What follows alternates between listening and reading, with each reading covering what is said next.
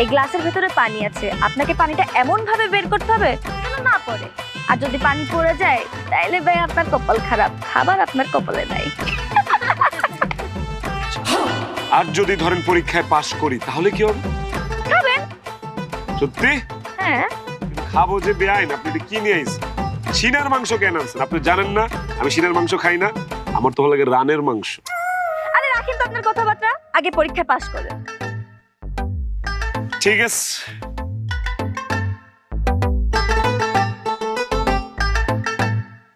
বুঝলাম না, আমার আইডিয়াই তুমি আমারে কও হবে? এই দে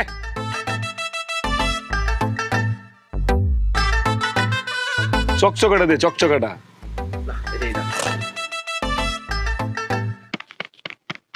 কি গলা শুকায় গেছে বেআইন? আগে আগে দেখেন হোতা হ্যায় ক্যা।